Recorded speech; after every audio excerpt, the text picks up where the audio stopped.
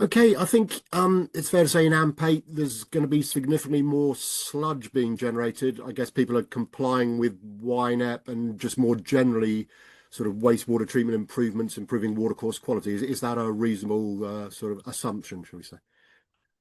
Yeah, that's a reasonable assumption. We're certainly seeing more of that already. The discussions that we're having with water companies sort of are based on stricter limits on things like phosphorus, emerging contaminants, microplastics, etc. So we're seeing that the treatment upgrades are contributing to sludge increases. There's enhanced biological phosphorus removal, chemical dosing. Tertiary treatment is something that we're getting actively involved in. So all of those activities generate more sludge. All those improvements in watercourse and wastewater treatment performance, that all adds to it. And of course, we're not a static population either. So there's more people, there's more activity. We're meant to be a growth nation.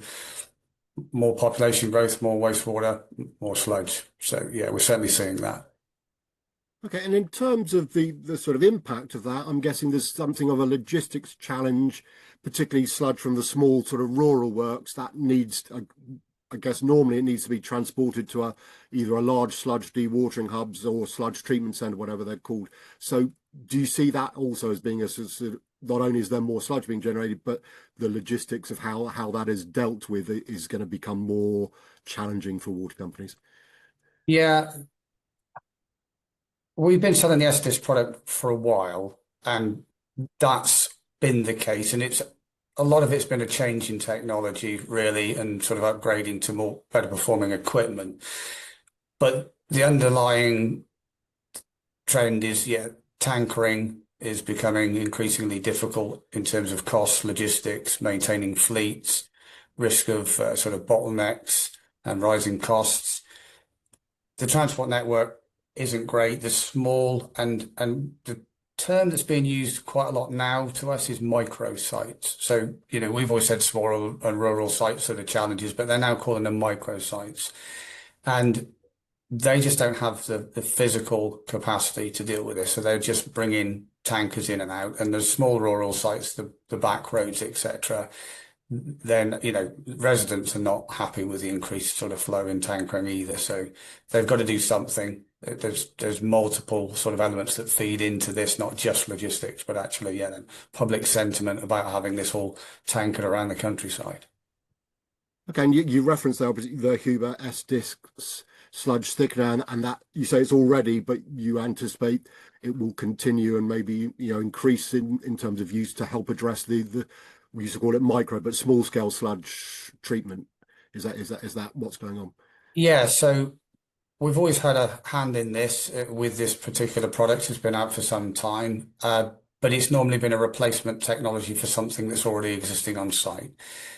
We had offered, still do offer. It is, a set of components that we bring to site and will be installed in the usual sort of way with construction.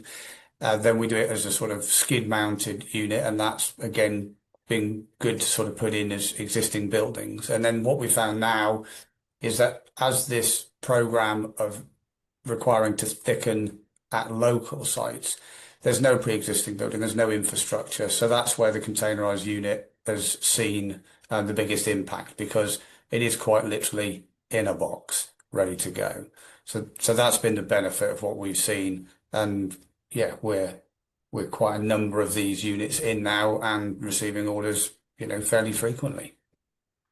Okay, and I mean you've touched on it there, but I don't know if you want to expand at all when it comes to sort of design, features, and operation of the solution. Anything you want to highlight? Well, obviously, thickness are there to sort of reduce volume. So, we'll take typically 0.5 to 1% DS by volume liquor, and we'll put that into sort of 4 to 6% DS out the other side, which is a huge reduction in tankering costs. So, that's one of the key things of putting a small thickener plant in there. Fewer tanker movements, therefore reduced emissions, lower fuel costs, lower operating costs. So the cost efficiency is there, and it's yeah, it's not OpEx. It's not the initial purchasing values of CapEx. It's OpEx that benefits mostly from this. Yeah, operational flexibility that this allows. You can do online thickening. So again, if there's problems with the lorries, you can reduce the volume massively and then store that sludge ready for when there are tankers available to take it away. So we don't find that then there's the issue of not being able to continue with the process because you've got nowhere to store these large volumes of liquids. They're also quite adaptable when there's seasonality. So a lot of the sites that we're seeing as well are tourist sites. So they're actually, when there's a big influx into a small rural place for the summer holidays, they actually have a much increased requirement for thickening. And again, we can switch these things on and off. They can run for a few hours or they can run day and night. And it just depends on the water company's preference of that. Okay, I'm going to ask you a real world example in a minute, but just before we do, it'd be good to understand a little bit more about your design for manufacture and assembly, your DFMA approach. What's particularly special about that? Well, I suppose we follow a formula in terms of other industries. You know, we're not reinventing the wheel with what we're doing here, but we've understood the DFMA principles of, you know, modular offsite assembly. You know, that directly relates to faster lead times because we're not trying to do this on site, bringing all of the equipment to site to build. We're not making special plinths or anything, or, you know, lots of civils, which is the big problem. The building itself is a container, so that's actually also, you know, everything is housed on site, all of the lighting, etc. So we basically looked, you know, can we do this as a sort of turnkey project? And that's the DFMA sort of principle. We've standardized on components because obviously we can buy them in bulk. We know exactly what we need to buy. We're not redesigning this piece by piece, so that design stays standard. Through evolutions, because we've done a number of these now, and the first few were pretty good. We've optimized the layout for easy operation and maintenance. But in addition to that, we've learnt through feedback, through doing ALMs with water companies, little nuances and tweaks to make that even more enhanced. And I think that the last unit that we've pushed out really is, you know, got everything covered. And then, and most importantly, really from the water industry's expectations, it's fully WINES compliant.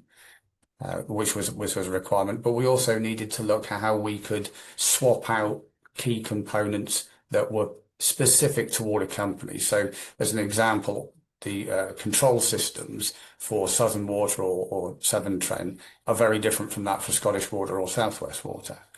And we've had to say, well, can we sort of supplant one in place of the other? And we've been able to do that. So it is quite literally bolts into the same place, wires into the same place. The only difference is the components contained within that control cabinet are compliant with the water company's framework manufacturer preferences. So that's been the advantage. Okay, and I mean, I think as we've been talking, you've highlighted plenty of the benefits, but are there any benefits either you haven't covered or you just want to, you know, reiterate? Obviously, you mentioned a lot about the reducing the tankering and etc. But yeah, just what else would you class? I mean, yeah. I mean, it's sort of quite broad range, really. I mean, from the fact that obviously it's an integrated package, it includes sludge pumps, discharge pumps. We've got all of the polymer all bundled with a dosing unit. The unit comes with heat, light, ventilation, a completely compliant control system. So again, you know, we've just taken all of that away from the customer and it's all handled here. From delivery, there's fewer supplier control interfaces, so we're not trying to marry our equipment up with somebody else's control systems. Again, because of the way that it's manufactured offsite, and then it's literally put it on the ground, connect a couple pipes and a feed cable. Then there's huge reduction in the project lead times. There's no construction on site or very limited construction on site. And that's a lower risk for the customer as well, because we know that activities associated with construction work on sites brings health and safety risks. So that's another sort of advantage. The units are fully built and fully tested, so everything is pre-commissioned here. So that means we've got a simplified commissioning on site. Literally, the customer has to bring their product to the S-DISC, and then we'll optimize that during the commissioning process, make sure we've got any interface handovers, which are just literally, sludge availability signals and status signals, and that's normal. Again, we've actually got some of these as hire fleets now, and we can deploy these. And actually, if we need to deploy one of these really quickly, and we can bolt it down under the ground and the customer can use it, if they like it, then we can build them an identical one, and then swapping one in for one out means it literally is unbolt a few items, take the old one out and put the new one in, or they can buy a hire fleet and we'll build another one. So we've got real adaptability with that. We've got a number of companies that actually have identified that they might want to move this around, not just for trials, but just, again, that seasonality, where they may not have a need for it for parts of the year, but they do in other parts.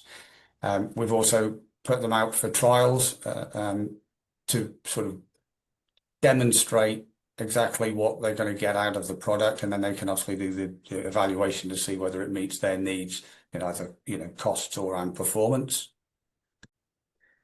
Okay. Oh, sorry. Yeah. Yeah. No, I think some of the other sort of stuff is, what it is. We can replicate the package time and time again. That modular strategy means that the customer can do all of the design work up front, knowing exactly what they're going to get. So yeah, I think the rest sort of speak for themselves. Yeah, and in terms of the real world example, which I think you have shared, it's in St David's in West Wales, which, believe it or not, is where we often go on holiday. So I believe I've walked past this site. If it's near Porthclais, I think I've walked the dogs past there on many occasions, but that's coincidence. But it'd be good just to understand a bit about the project, I suppose, how it came about, what you've provided, any particular challenges, and obviously the benefits. Yeah, just tell us a little bit about the project.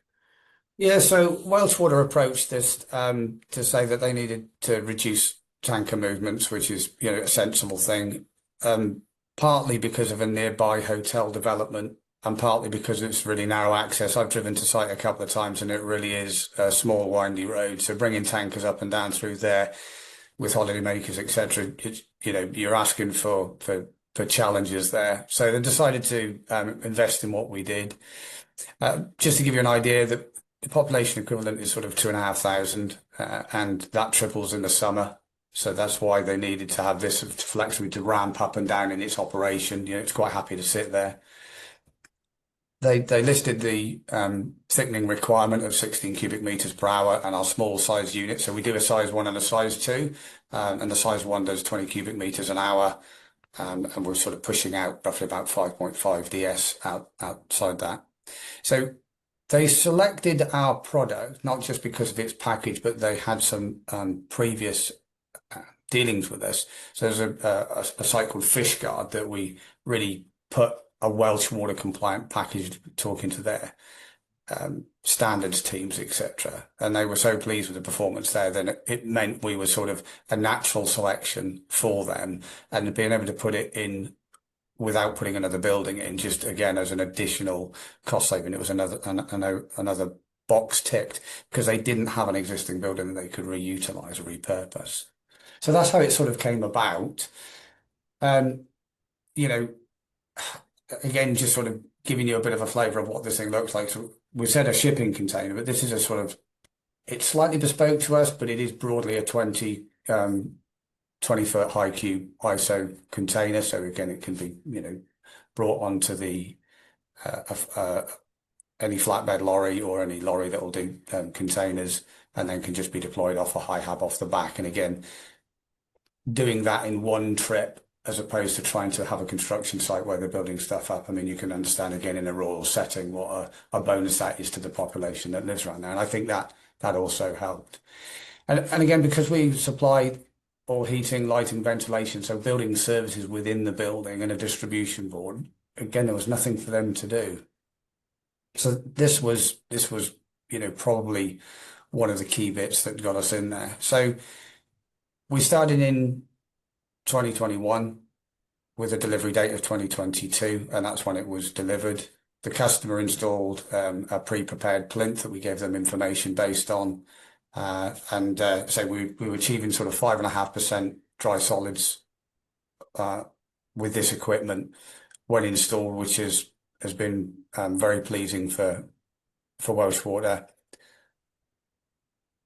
We sat down with them at the point of deployment to run through with their teams about anything that they saw that they wanted to know about the equipment, because there's one thing having it in a 3D model and showing a concept to somebody, because it was our first fully deployed unit in its entirety as a containerized unit.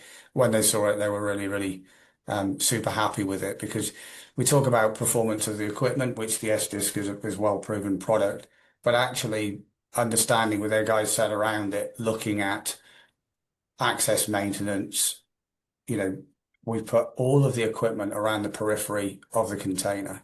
So you don't have to go into the container to maintain it. You open the big bifold doors. So it's worth saying there's 2 bifold doors at the end, each end, and there's 2 sets of bifold doors down one side. So 3 sides of this unit are completely open for maintenance activities. And the mounting height of all of the equipment is at sort of waist height. So again, no, people aren't bending and stooping. They can do all of the maintenance activity at a very comfortable position. You don't have to lift anything over anything else to get to it, with the exception of the S-DISC itself, which very infrequently needs to be lifted out. But we've actually done a video that we presented to a number of water companies showing maintenance activity when you've got to take the disc out, and say that's a once in 10-year sort of event. But it's all been considered, and that can be done without really specialist equipment. So that was a sort of concept for that. Just in terms of performance going back, really, so the poly consumption on this piece of equipment is pretty low, at less than 2 kilograms per ton of dry solids. We were achieving solids capture rates of 98% on this site, with a filtrate quality of less than 200 milligrams per litre suspended solid. So pretty impressive statistics. I mean, it's what the water companies need, but it's great to actually have validation. And we've done trials on many sites, and we receive these kinds of results routinely. This isn't just for this site. Yeah, and I think you mentioned there, it was the first sort of full-on project, and as a result, plenty of other water companies have been interested. And I suppose it'd be good to understand sort of where you've got to so far since this project, and also the potential you think there is, bearing in mind what we discussed at the start with regulations and just water companies being required to improve wastewater treatment, water course quality, etc. Just where you are now, I suppose, and where you think you might get to with this slight change in emphasis. Well, I think we've got 10 installed in the ground now, and we have 3 on the order books, with 2 more written into specifications, so they will be coming our way. It's just got to go through the process. And that success really has been great validation for the design team, because we designed this during COVID. We had some capacity because the site work had actually were curtailed. So we had the capacity to think of what we could do to sort of take some of the pain away from the water companies in terms of sludge thickening. And that's where the idea was born. Obviously, developing it and delivering it, St David, was great. We managed to showcase that to a number of people. We did a few shows, water equipment shows, etc. That gained a lot more interest again. And then it's surprising it still takes a long time to get the word out there. So I talk to people in Severn Trent, for example, and they don't know that they're one of the other tier ones has already delivered one on their own site, and so that getting that word out is still challenging. But every time we get one, it seems to spur it on to get faster and faster inquiries. And I think access and space constraints have been the big driver for this, because that's a bare minimum. Because where we are got pre-existing sites, then we're putting it in a building. So the containerized unit isn't necessarily the optimum solution, although the equipment that sits within it is. So let's say the drivers are really these really small micro sites. I see this growing and growing. We've got a size 2, which we've got a lot of inquiries for. we've developed that as the next one, and that'll deliver twice the performance, and but it's not twice the cost. So again, there's a very scalable benefit here that can be seen. Yeah, I can only see it just keeping going, and AMP8 and AMP9, I don't see that slowing down. There's a big need, so just need to be in a position to deliver it in the time frames based on volume of sales. But at the moment, he was in a really strong position to deliver that. Okay, and maybe just finally, a bit more generally, obviously, this is an exciting opportunity for you, but it'd be good to understand anything you can share as to the Huber roadmap in terms of anything else you're looking at developing, or just any sort of ideas that the company will be bringing to market, or just growing the company more generally, I guess. We've always been a company that year on year have grown. It's been quite steady growth, and we've been very well established in the market in certain areas.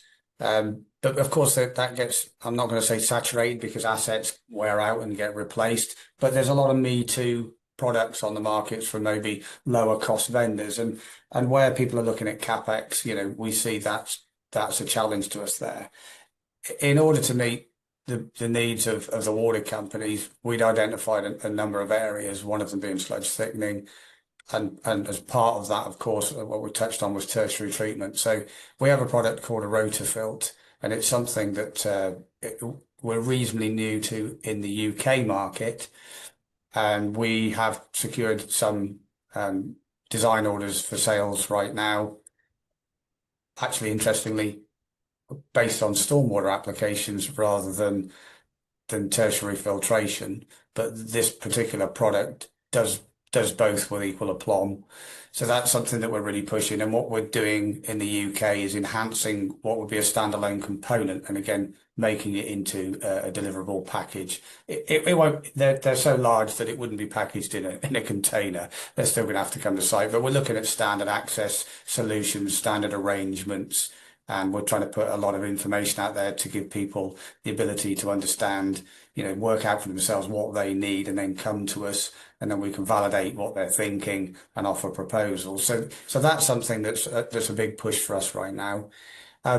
There's been quite a push as well of recent times, and it's something that we've done worldwide well for a while, and that's large scale dryer projects. The legislation is going to probably drive which route we go with that. These projects are typically £10 million projects, so they're big for the UK subsidiary. But of course, we're a large international company, and our parent company support us with all of the larger scale projects like that. And we're actively engaged with a couple of water companies, and we're bidding these kinds of projects right now. So that's very much of the moment. Other stuff that's sort of away from that is about recovery of heat from energy from heat from waste water, and we've managed to partner up with another company that's very active in the UK, and so our Rowinds and Rotherms, or Thermwinds rather, they're products that we're now starting to see coming through, mostly for heat recovery in things like hospitals or government buildings, but there are inquiries for other applications, and we're working with a partner who delivers the rest of the infrastructure, and we deliver this as a component because they've got the skill sets to do the other aspects. But that's the three that I think we're putting the biggest push on. And then just as a component level, we do safe access or secure access products as well, which is something that we're actively pushing in like a web shop, so the customer can actually go online, select what he wants, buy it, and it will get delivered to him. But that's because that's sort of more of a component level. That's, it's safe access sort of solution, doors for reservoirs or manhole covers, access stair ladders, stuff like that. And again, in the UK market, we're reasonably small there, but the parent company have been doing this for a long time. So this is really just developing the market. And because it is sort of component level, we've decided the best way to market with this is actually just through a web shop. So can people do online shopping as they would for other items? We sort of wait to see how successful that is. Okay, I mean, it's been brilliant to chat, and thank you so much for sharing the insights into what's going on. And I'm down in West Wales in October, so I shall look at the wastewater treatment plant with renewed interest now I know about this. But yeah, I say thanks for sharing so many great insights, and maybe we can catch up again end of the year or early in the next, to see what else is going on. But at least for now, Paul, thanks so Yeah, much. you're welcome. Yeah, I'd love to catch up again and yeah, talk some more. Thanks again. Thank you.